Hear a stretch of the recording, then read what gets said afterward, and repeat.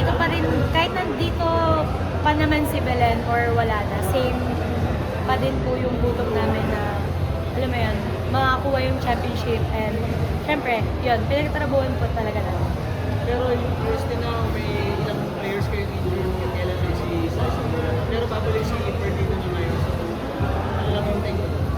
Yes po, babalik si Jonah and si Saiza this season. So, happy kasi, yun, excited din kasi nga po, almost complete yung season 86 namin na players. So, ayun, sana mabigay lang namin yung best namin together with them.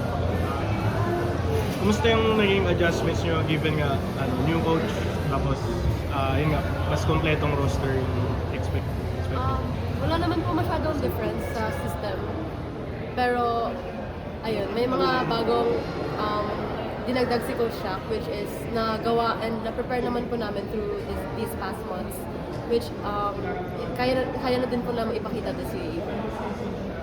That as a leader, extra challenge ba sa'yo na yun nga, final season mo, new coach, new system, kung gano'ng kabigat yung ganong responsibility para sa'yo?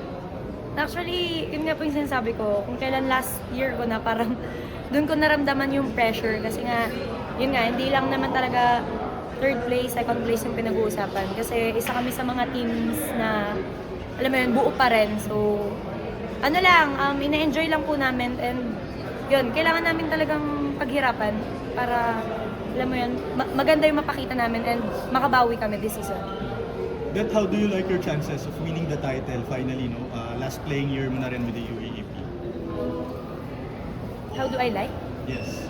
Siyempre, 100%. Yun nga, sinabi ko nga po kanina na kami lang, iilan lang yung teams na buo pa rin. So, ito na yung best talaga na, best chance to get this championship.